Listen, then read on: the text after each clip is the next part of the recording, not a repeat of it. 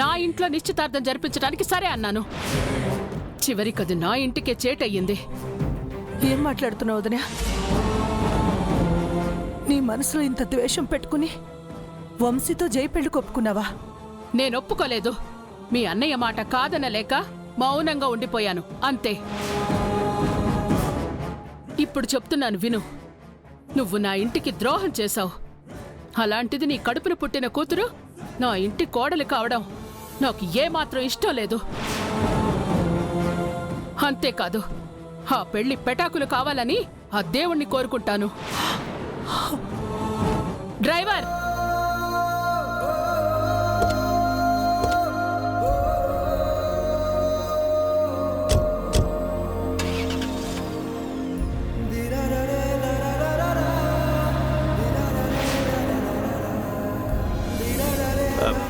బాబు, రామనాథం గారు ఇంట్లో ఎవ్వరు లేరు, ఎక్కడికి వెళ్ళారు? ఆయన ఎక్కడికి వెళ్ళరండి. ఎప్పుడైనా టీ తాగడానికి మాత్రం ఇక్కడికి వస్తారు. ఆహా, ఆయన అసిస్టెంట్ అడగపోయారా? అలాంటి కూడా ఎవరో నాకు కనపడలేదా? ఏదో పని మీద వెళ్ళుంటారు కాబోలు, వచ్చేస్తారులేండి. టీ ఏమైనా ఇవ్వమంటారా? ఇవ్వు.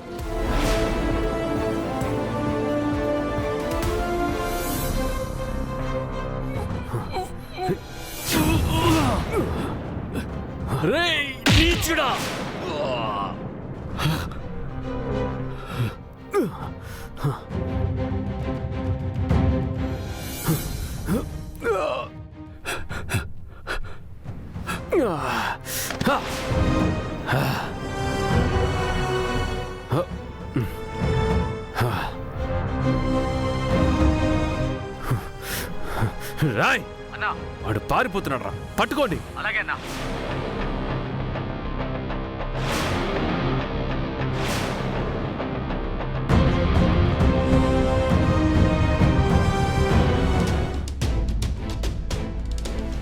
అన్నా, ఒక టీ ఇవ్వు.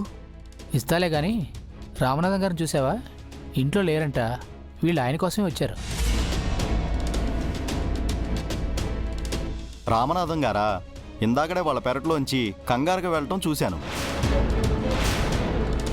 పలకరించేలోపే ఎవరో తరుముతున్నట్టు వెళ్ళిపోయారు. ఎటువైపు వెళ్ళారు? అటువైపుగా వెళ్ళారు. పదండి.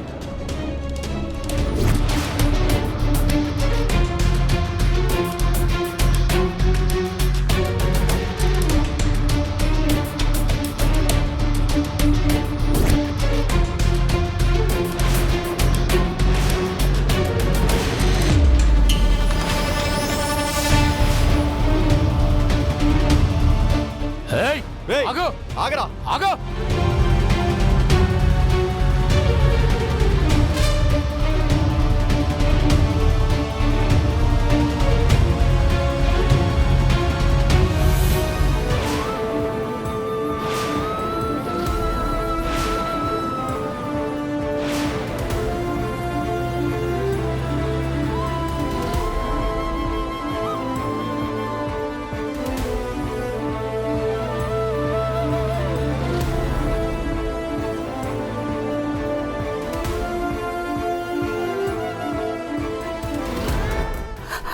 డ్రైవర్, కారాపు.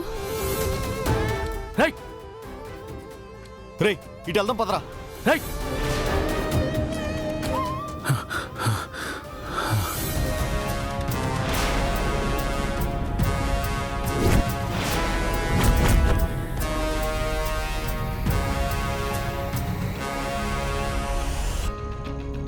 నువ్వింక ఆవేశం తగ్గించుకోవా? రోడ్డు కట్టంగా ఈ పరుగులేంటి? మళ్ళీ ఎవరితో గొడవలు పెట్టుకున్నావు? ఎవరి ప్రాణాలు తీయడానికి వెళ్తున్నావు?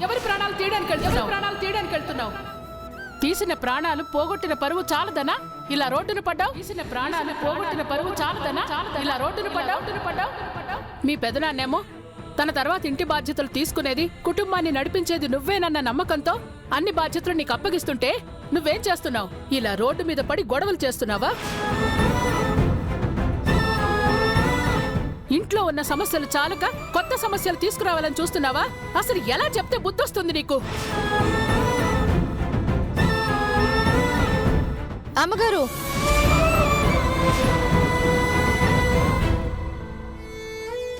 నిజాలు తెలుసుకోకుండా నోరు పారేసుకోకండి. నా భర్త ఏమీ కుటుంబ పరువు పోయే పని చేయట్లేదు. కుటుంబానికి ఏ సమస్య రాకూడదని ఆరాటపడుతున్నారు. గంగా, నన్ను ఆపకండి సార్. గొడవలు పెట్టుకోవడం నా భర్తకి సరదా ఏం కాదు. ఆయన మంచి చేయడం కోసం ఎప్పుడు చెడుతో గొడవ పడుతూనే ఉంటారు.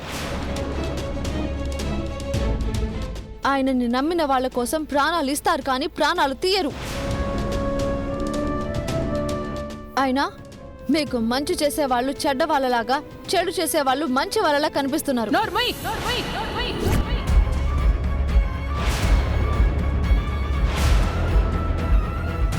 నువ్వెవరితో మాట్లాడుతున్నావో తెలుస్తోందా?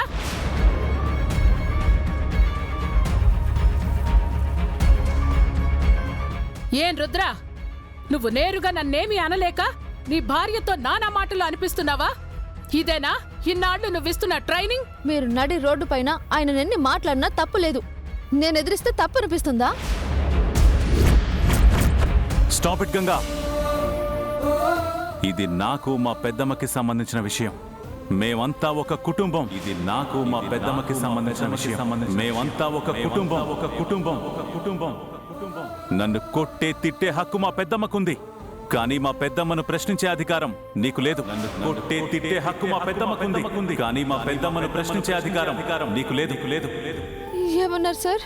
నా కుటుంబం విషయంలో జోక్యం చేసుకోవద్దు అంటున్నాను. నా కుటుంబం విషయంలో జోక్యం చేసుకోవద్దు అంటున్నాను. అర్థమైందా? ఇప్పుడు ఏటన్నదని మా సిల్ని అంత మాట అన్నావు బా. హే, నీ చెల్లెలికి చెప్పిందే నీకు చెప్తున్నాను. బయటి వాళ్ళు బయటి వాళ్ళలా ఉండండి. బయటి వాళ్ళు బయటి వాళ్ళలా ఉండండి.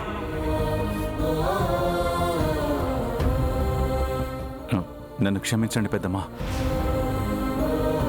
నేను ఎవరితోనూ గొడవ పెట్టుకోవడానికి వెళ్ళట్లేదు. ఒక ముఖ్యమైన వ్యక్తిని వెతికే ప్రాసెస్లో ఇలా జరిగింది. బాగుంది. నీ పెళ్ళ మాటలనడం, నువ్వు కవర్ చేసి కన్సర్న్ చూపించడం. నీ భార్యని నోరు అదుపులో పెట్టుకోమని చెప్పు. తన తరపున నేను సారీ చెప్తున్నాను పెద్దమ్మా. I'm sorry.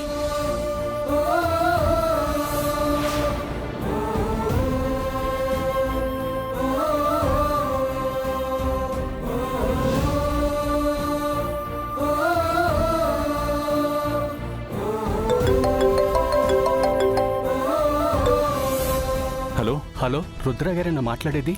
అవునండి. నేను స్కెచ్ ఆర్టిస్ట్ రామనాథన్ మాట్లాడుతున్నాను. రామనాథన్ గారు, నేను మీకోసమే వెతుకుతున్నాను. ఎక్కడున్నారు? మిమ్మల్ని అర్జెంటుగా కలవాలి. నేను కూడా మీతో ఒక ముఖ్యమైన విషయం చెప్పాలి. Hello hello sir. Hello Rudra గారు, వినిపిస్తుందా అండి? నేను మార్కెట్ సెంటర్ రోడ్ నెంబర్ 30లో ఉన్నాను. మీరు వెంటనే ఇక్కడికి రండి. నేను ఇప్పుడే వస్తున్నాను. పదవేసేలే.